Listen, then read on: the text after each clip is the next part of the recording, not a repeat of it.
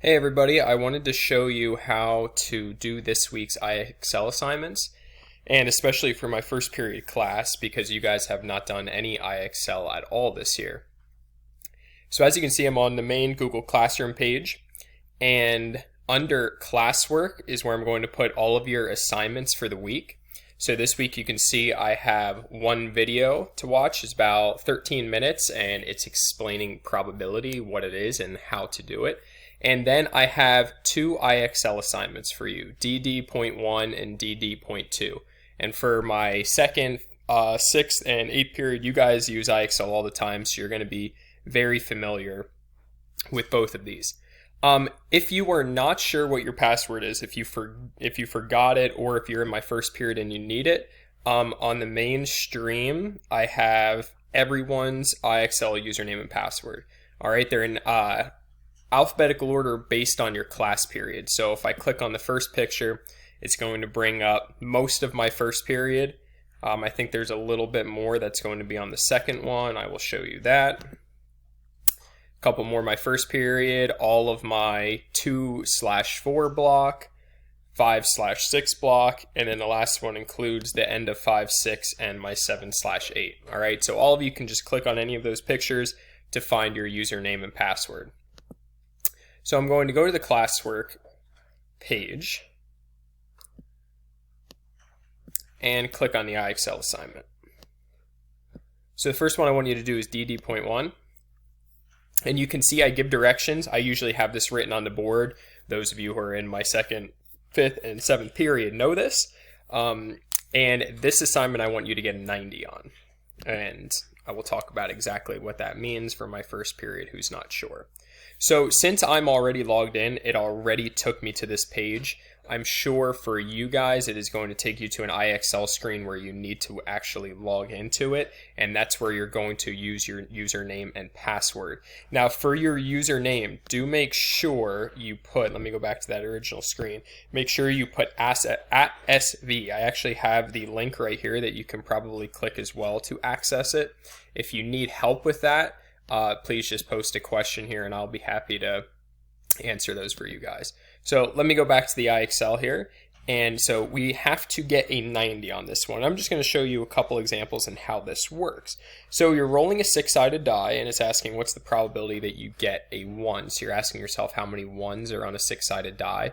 There's one of them. How many total numbers are there on a 6-sided die? That's obviously going to be 6. So it says write your answer as a fraction or whole number. In this case it's a fraction, which is 1 out of 6. I can just hit enter or submit, and you see over here that has my smart score, and it just went up from a 0 to 10. You flip a coin. What's the probability that you get heads? How many heads are on a coin? There's just 1. How many total sections are on a coin? There's 2. Watch the smart score on the right side, and now it went up to a 19. All right, so that will gradually increase as you continue to work. You spin a spinner once. What's the probability that you spin a 6? There's 1 6. How many total sections are there? 4. Probability is 1/4. Now I'm going to show you what happens when you get a problem wrong, because your smart score is going to go down. You pick a card at random. What's the probability that you get a 4? So there's 1/4 out of 4, and you're going to notice there's no longer fractions. This time there's percents. That's not a big deal. I'm going to bring up a calculator on the screen. You might have one on your phone or an actual calculator. And in order to make it into a percent, it's pretty easy. So I'm going back to the problem. What's the probability I pick a 4? 1. How many cards are there? 4. So all I'm going to do in the calculator is 1 divided by 4, and that's going to tell me what the percent is. All right, so that percent is 25%. Now I'm going to get this one wrong though, just to show you what happens. So I'm going to pick 24, and you can see my smart score is going to go down to a 25, and then it shows you an explanation of why you got it wrong. And there's the correct one. As you can see, it should have been 1 out of 4, which is 25%. All right, so you are going to continue working on this one until you get a 90. Now, here's when it's a little bit different. Of the 18 people attending a seminar, 8 have gray hair. What is the probability that a randomly selected person will have gray hair? 8 people have gray hair out of 18. IXL does let you put in non-simplified fractions. So 8 out of 18 will be correct. If you wanted to reduce it to 4 out of 9, you could do that as well. But let me show you here. Not simplified is also going to give a correct answer. All right, now since I am a teacher of this class, I'm going to jump to the next level of questions just to show you what harder ones look like. All right, so they start getting harder when you get to a 60, although this is a pretty easy one. What is the probability of tails? We know when we flip a coin, that's 50%. All I have to say is just be careful that you're looking how they want the answer. Do they want it as a percent or do they want it as a fraction? All right, I'm going to skip to the next level of questions. Oh, and that's actually it. So once you get to 90, you are all done at that point. And as you guys know, I have access to see who's done the problems and who has not. So just to show you what this looks like, and most of you guys are aware of it because of doing IXL throughout the entire year, but I can go through and see who's done problems. All right, now nobody has done any at this time, but I have every student's name and it shows me how many questions they answered and what their SMART score was. So for that assignment, please make sure you get a 90 on. Now I am going to go to the second one, which is DD.2.